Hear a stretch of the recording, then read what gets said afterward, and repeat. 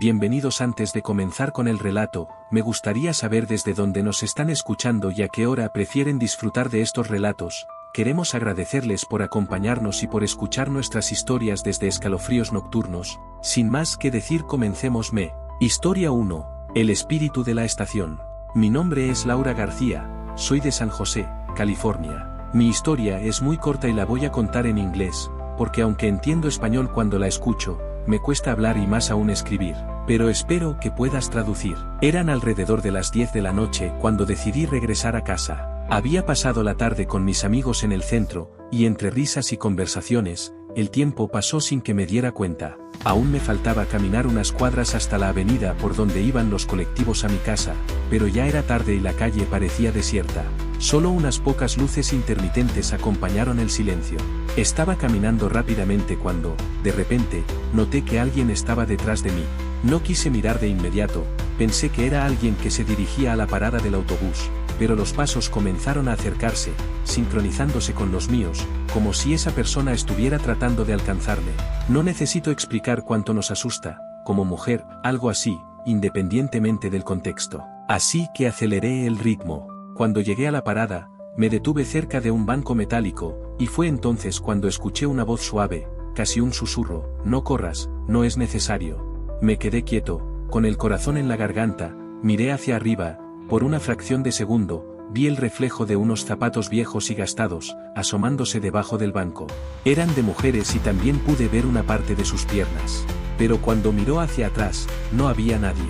Todo mi cuerpo se llenó de escalofríos, era imposible que no hubiera nadie a la vista. Pero esa voz, algo en el tono le sonaba familiar. En ese momento recordé la historia de la señora Rosa, una fanática religiosa que se paraba en la misma esquina, justo en esa estación, y se acercaba a cualquiera que pasaba para hablarle de la Biblia y advertirnos sobre los pecados del mundo. Lo sabía porque vivía a solo 2 estaciones de distancia. Pasé por allí muchas veces.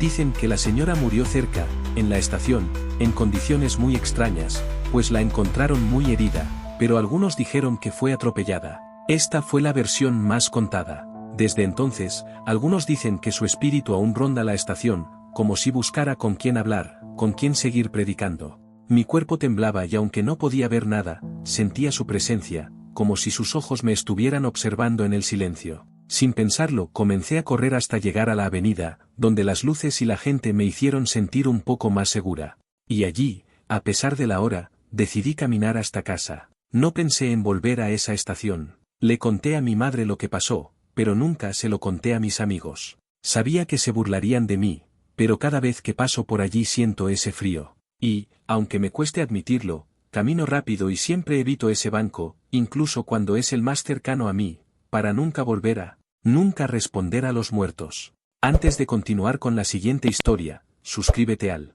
canal para que te perdieras malas historias como estas. Historia 2. Nunca le respondas a los muertos. Cuando mi tía Annalice falleció, ni siquiera recuerdo haberla conocido, pero su muerte parece haber conmocionado profundamente a toda la familia. Me enviaron a quedarme en casa de mis primos, los Palitous, como los llamaban, porque éramos hijos de Mopolo. Nos llevaron a casa de su abuela materna, una señora que no conocía hasta entonces, llamada Mamá Carmen. Ella me dijo que la llamara así también. La casa era de madera y crujía por todos lados, pero era grande, como en las películas, lo suficiente para entretenernos durante la tarde jugando al escondite. Así la conocí, escondiéndome en ella. Los rincones estaban oscuros, pero había algo en la casa que me hacía sentir como si estuviera en mi propia casa. Pero cuando nos dijeron que durmiéramos, me dejaron en una habitación vacía, y antes de irse, el político más viejo me dijo algo que me dejó desconcertado: hagas lo que hagas, no respondas. Le pregunté qué quería decir y añadió: no respondas a las voces, a lo que pasa debajo de la cama. Realmente me sentí raro, pero en ese momento no pensé que fuera nada grave. Pensé que era una broma para asustarme, como también lo hacía cuando alguien se quedaba en mi casa y le contaba historias de fantasmas que inventaba en el acto. Me quedé profundamente dormido. En medio de la noche comencé a escuchar una voz que me llamaba, primero en mi sueño, pero luego comencé a escucharla claramente, como si fuera real. Cuando abrí los ojos, hubo silencio, un largo silencio, y cuando estaba a punto de volver a quedarme dormido, lo escuché de nuevo. Felipe, reconocí la voz. Hacía años que no lo escuchaba. Estaba empezando a olvidarlo. Era la voz de mi madre fallecida. Me levanté sin decir nada y salí de la habitación, sin tener el valor de mirar atrás ni mirar debajo de la cama. Cuando llegué a la puerta de la sala donde estaban los políticos sentí mucha vergüenza. Eran malos, hacían bromas y si me veían tan asustado nunca lo superaría. Entonces me armé de valor y regresé a mi habitación. Era imposible que esto estuviera pasando. Debería estar soñando, tenía que estar soñando. Necesitaba volver y acostarme de nuevo. Volví a la habitación, me acosté, al cabo de mucho tiempo, cuando estaba más dormido que despierto, oí de nuevo, Felipe, te perdono. No tienes nada que perdonarme, dijo casi en sueños, deseabas que muriera, pero te perdono, todo está bien. Y es que, comunidad, necesito confesarles algo. Mi madre tuvo un problema de parálisis que la afectó en los últimos años de su vida y yo la cuidé después de que mi padre se fue. Lo hice solo porque él no podía asumir la responsabilidad. Él siguió enviando dinero, pero yo estaba ahí, cuidándola. Dejé de jugar, dejé de hacer mis quehaceres, dejé de salir con mis amigos. Mi vida se limitaba a cuidar de mi madre. Y en ese momento, odié mi vida y a todos los que estaban en ella. Deseaba que mi padre muriera, donde quiera que estuviera, deseaba que mi madre muriera y se fuera a descansar, sin estar ahí, en la cama, sin poder moverme, sin poder comer sola, sin poder ir al baño. Solo. Nunca he hablado de este deseo con nadie, es algo que, de hecho, les escribo por primera vez a ustedes, la comunidad, porque confío en ustedes. Entonces, más dormido que despierto, pedí perdón a lo que me hablaba debajo de la cama. Extendí la mano, no sé qué esperaba, no sé si esperaba que alguien lo tocara o sintiera algo, pero extendí la mano y finalmente me quedé dormido. Me despertó un sonido lejano, una sensación en mi mano. Algo me estaba tocando, una mano áspera y dura que salía de debajo de la cama. Me estaba tocando. Al principio pensé que todavía estaba soñando, no quería abrir los ojos, pero podía sentirla en mi mano. Mi corazón latía con fuerza y sentía como si algo oprimiera mi pecho, pero al mismo tiempo mi curiosidad era más fuerte. Esta sensación de que algo andaba mal, que algo había ahí abajo, me invadió y, sin saber por qué, tuve el valor de mirar hacia abajo. Juro que vi, apenas distinguible, una mano de dedos largos y delgados, una mano que salía de debajo de la cama, una mano que se aferraba a la mía, con la piel gris, seca, como si fuera de alguien que no hubiera visto la luz en años. Recuerdo el frío que sentí por todo el cuerpo, pero me quedé paralizada, sin poder soltar esa mano que ahora me apretaba con fuerza. Perdóname, susurró una voz, con un tono entre suplicante y acusador. Permanecí en silencio, tratando de procesar si esto era real o si simplemente me había vuelto a quedar dormida, si estaba atrapada en una pesadilla. Perdóname, Felipe, perdóname. La voz insistió con un tono que nunca antes había escuchado. Era la voz de mi madre, pero sentía como si algo diferente, estuviera usando su voz, pero distorsionada, volviéndola extraña, inquietante. La voz de mi madre, que al mismo tiempo no era la suya. Entonces recordé lo que me dijo el político mayor, no respondas. Y con esa mano apretando la mía, de pronto comprendí el peso de su advertencia. Entendí que era literal, pero ya era tarde, ya había hablado sin saber qué más hacer. Me mordí el labio, cerré los ojos, deseando que desapareciera. Intenté alejar mi mano para liberarme, pero la presión aumentó y sentí que esa mano empezaba a tirar de mí hacia abajo, como si quisiera arrastrarme con ella. Felipe, déjame ir. Felipe, déjame ir, murmuró la voz, ahora más suave, como si suplicara, pero ya no era un pedido lo que me conmovía. Retrocedí hasta la pared, sintiendo que se me cortaba la respiración. Pasaron segundos, o tal vez minutos, en un silencio tan denso que parecía imposible. Justo antes de que saliera el sol, escuché ruidos en la cocina. Salí corriendo y encontré a mamá Carmen levantándose. Le conté lo que había pasado. Ella me escuchó en silencio, con una expresión que no pude entender del todo.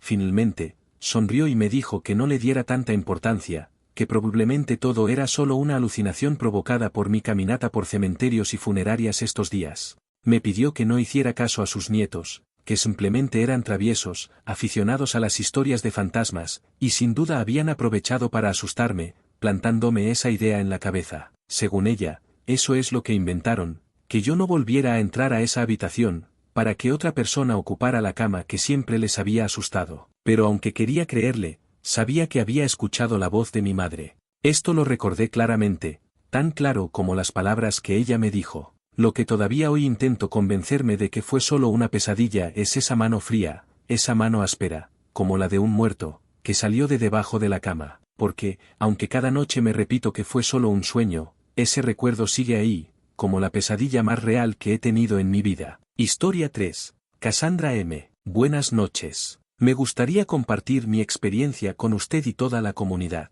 Mi nombre es Cassandra, nací en un pequeño pueblo de los Altos de Jalisco, un lugar lleno de mitos y leyendas. Algunos miembros de mi familia incluso se dedican, de forma intermitente, a la brujería. En mi caso, aunque puedo decir que, para muchos, soy difícil de asustar, la verdad es que soy bastante miedoso. Sin embargo, me atrae todo lo relacionado con el terror. Encuentro una descarga de adrenalina adictiva al leer, mirar o jugar videojuegos sobre el tema. Quizás, a pesar de todas mis creencias familiares, tengo cuidado de no involucrarme en cosas o lugares que no entiendo. A lo largo de mis 29 años, he tenido varios encuentros muy cercanos con lo paranormal. Vi apariciones de personas que ya no están en este mundo, sombras y otros sucesos extraños. Para mí y la mayoría de mi familia, creer en estas cosas nunca fue una duda, sino una certeza. Mi historia comienza en julio de 2021. Estaba estudiando biología en un pequeño pueblo costero del sur de Jalisco. Era un lugar muy tranquilo y sencillo, con pocas actividades. Después de la pandemia, en mi familia, como en muchas otras, el dinero empezó a escasear y la necesidad me obligó a buscar un trabajo que pagara mejor que el cibercafé, donde trabajaba los fines de semana. Así que acabé en una de esas tiendas de autoservicio que hay por todos lados. Pensé que era una buena opción, ya que los horarios eran razonablemente flexibles para los estudiantes y no había muchas otras opciones, especialmente en temporada baja. La contratación fue rápida, me pareció el trabajo perfecto, con buenas bonificaciones y todo. Sin embargo, pronto comencé a tener problemas con mi jefe. Como estudiante, mi tiempo era muy limitado. Iba a la escuela de 7 a 14 y luego trabajaba de 15 a 23. Apenas tuve tiempo de comer. Una tarde, muy cansada de esta rutina, tuve una discusión con él por mi horario de comida. Molesto, el gerente me dijo que dejara de quejarme y me pusiera a trabajar, diciendo que si seguía así me pondría en el peor turno posible. Y, esa misma semana, me tocó, junto a una amiga,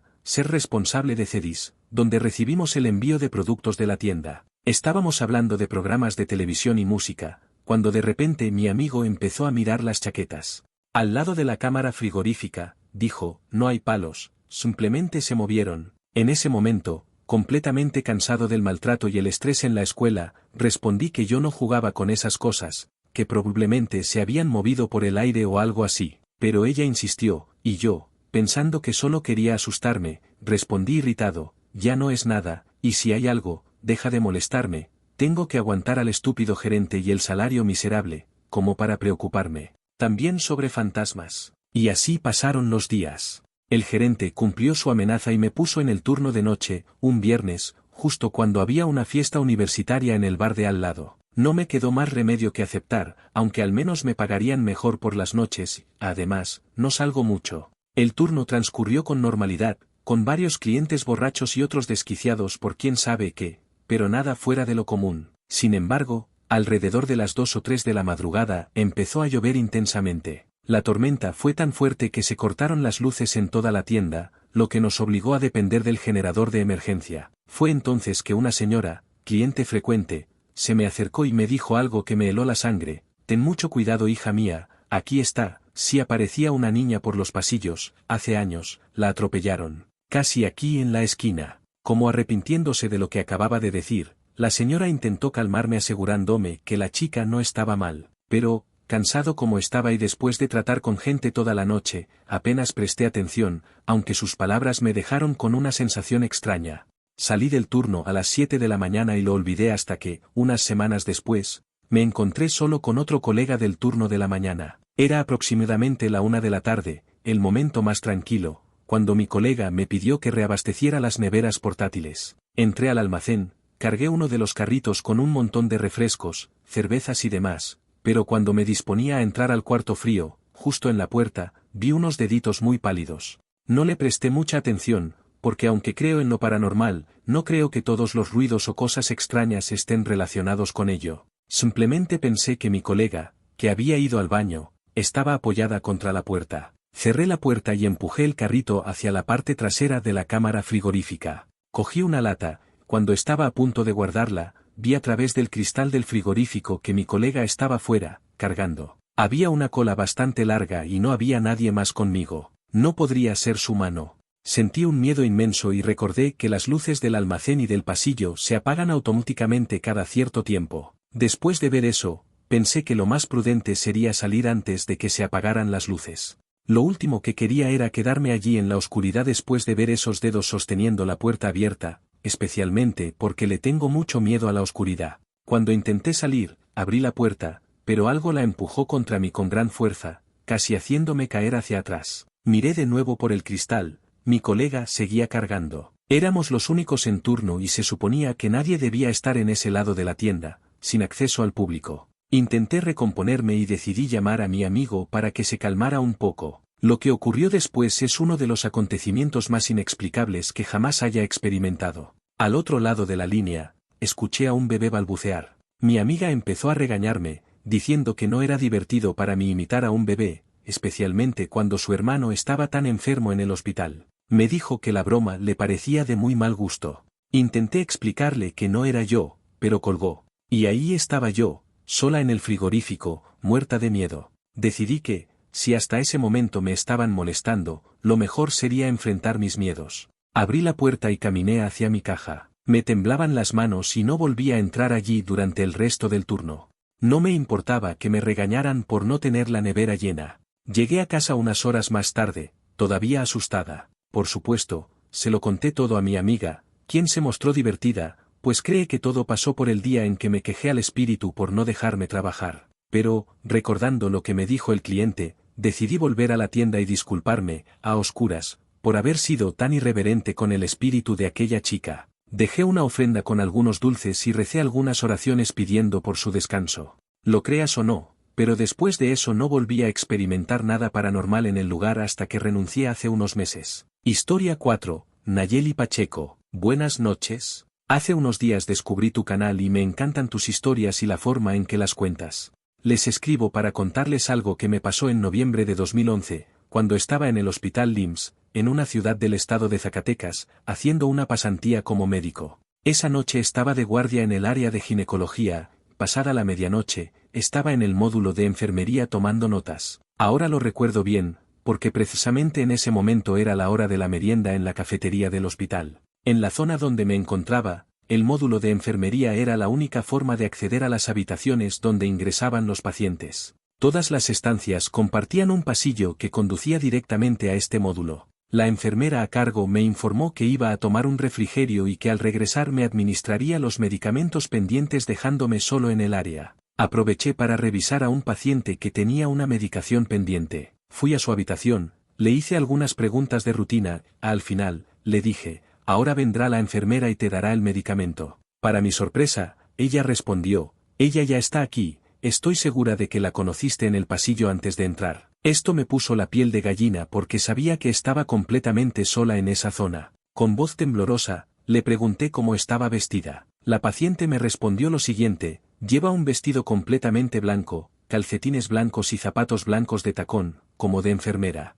El miedo me invadió en ese momento, porque las enfermeras ya vestían pantalones, blusas y suéteres verdes. Así vestía la enfermera que debía atender a este paciente. No había manera de que alguien más pudiera haber leído el módulo de enfermería sin que yo lo viera mientras lo escribía. Cuando la enfermera regresó del almuerzo le pregunté si ya le había administrado el medicamento a la paciente y me dijo que no, que estaba por hacerlo. Entonces le conté lo que me dijo la paciente y ella palideció. Fue a la habitación de la paciente y al regresar me dijo que la paciente había repetido lo mismo, que ya había tomado la medicación y que era la otra enfermera. En ese momento solo estábamos la enfermera y yo, y hasta el día de hoy pienso que tal vez fue una aparición de la famosa planchada. ¿Será posible? ¿Alguien por ahí, especialmente aquellos con experiencia en hospitales, sabe si esta aparición o esta leyenda es cierta? Historia 5, Natalie Olivares. Esta historia me la contó mi abuela, quien falleció hace casi 5 meses. Antes de irse, me dijo que tenía una señora muy grosera con ella,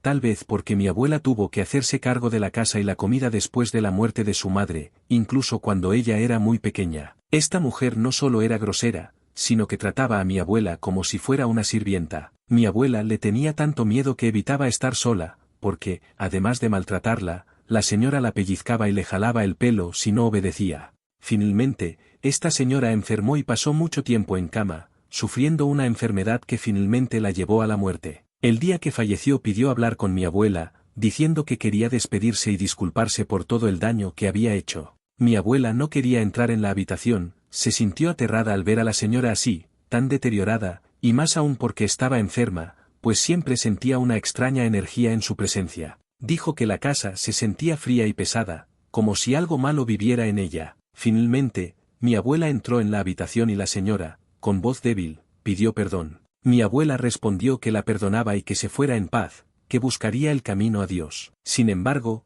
la señora respondió con una mirada sombría, con Dios no iré. Iré a cualquier lugar menos con él. Esa misma tarde falleció. Después de su muerte, la casa se volvió más fría y lúgubre que nunca. Mientras esperaban que alguien recogiera el cuerpo, dijeron que el viento era helado y el viento silbaba al pasar entre los árboles alrededor de la casa, que estaba rodeada de bosques. No se veía nada más que las sombras de los árboles, y no se podía oír nada más que el viento susurrando entre las ramas. En medio de ese silencio, mi abuela escuchó lo que parecía un llanto lejano, un gemido profundo proveniente de los árboles. No sabía si se lo estaba imaginando o si en realidad algo lloraba afuera. Esa noche, mientras los demás preparaban la casa para el velorio, mi abuela se quedó en la cocina sintiendo un frío inusual para esa época del año, pues apenas habían terminado el verano. A la mañana siguiente, mientras velaban el cuerpo, mi abuela y sus primas jugaban en el patio. Había un viejo guisache donde solía sentarse la abuela cuando estaba viva. Decidieron jugar al escondite cerca del árbol. En un momento, mi abuela y uno de los primos corrieron hacia el guisache para esconderse. Cuando llegaron, se detuvieron de repente. No podía moverse, le temblaban las piernas. Y allí, sentada bajo el árbol, vieron a su abuela, la misma mujer que vigilaban dentro de la casa. Dicen que miraba fijamente, con los ojos oscuros y vacíos, sin rastro de vida en ellos. Mi abuela sintió un terror que nunca antes había sentido, como si estuviera viendo algo que no pertenecía a este mundo. Su prima también la vio y ambos huyeron con el corazón acelerado. Sabían que no era posible. Sabían que la mujer que vigilaban no debía estar allí, que ya estaba muerta. Mientras los adultos oraban por el alma de su abuela, mi abuela escuchaba las palabras que, aunque hablaban de Dios y de la Virgen, sonaban espantosas en el silencio del bosque. Orad por ella y por nosotros los pecadores. Las palabras parecieron flotar entre los árboles y el viento, creando una atmósfera macabra que, incluso años después, todavía le provocaba escalofríos. Corrieron de regreso a la casa y mi abuela entró inmediatamente en la habitación donde descansaba el cuerpo. Todos la miraron extraños por su abrupta entrada, pero ella solo quería confirmar que el cadáver seguía ahí, en el ataúd. Cuando se acercó y lo vio, sintió que su corazón casi se detenía. Estaba segura de haberla visto afuera, sentada bajo el guisache, pero el cuerpo permaneció en el ataúd, mientras el viento y las oraciones seguían sonando sombríamente. Al día siguiente llevaron a su abuela al cementerio del pueblo. La ceremonia transcurrió con normalidad, celebraron la misa, el entierro y colocaron en sus manos un rosario, cruzándolo con cuidado sobre su pecho. Sin embargo, al día siguiente llegó alguien con la noticia de que habían desenterrado el cuerpo. El padre de mi abuela acudió inmediatamente, para su asombro, encontró el ataúd en el hueco y el cuerpo de su madre afuera, con los brazos extendidos. El rosario, que debería haber estado en sus manos, estaba dentro del ataúd. Restituyeron el cuerpo y repitieron el entierro. Pasada la noche, alguien volvió a advertir que la señora había sido desenterrada nuevamente. Pensaron que tal vez se trataba de una broma macabra o vandalismo, por lo que decidieron apostar guardias en el cementerio. Una vez más, el cuerpo fue colocado en el ataúd, les ataron las manos y les colocaron el rosario entre los dedos. Pero a la mañana siguiente, el cuerpo volvió a estar afuera, en la misma posición, con los brazos extendidos, y esta vez, desprendiendo un olor a descomposición que no pudieron ignorar. La situación no podía continuar así. El cuerpo ya comenzaba a mostrar signos de deterioro, y el sacerdote sugirió que tal vez la señora rechazaría la tierra sagrada. Con pesar, la familia decidió sacarla del cementerio y enterrarla fuera del terreno sagrado. Solo después de este último entierro, lejos del cementerio, el cuerpo finalmente descansó en paz. Desde entonces, nadie la ha visto rondando la casa y no ha habido más informes de desenterramientos. Su tumba permanece fuera del cementerio hasta el día de hoy. Es el único cuerpo en ese lugar, un inquietante recordatorio de aquella presencia que no quiso encontrar descanso entre los muertos. Sé que esta historia puede parecer sencilla, pero mi abuela siempre decía que todo esto pasó, y el miedo que sintió en esos momentos fue profundo, ya que no es normal que un cuerpo sea desenterrado tantas veces. Y esta comunidad es solo una de las muchas historias que me contó mi abuela. Espero poder compartir otros contigo más adelante. Que tengas buenas noches.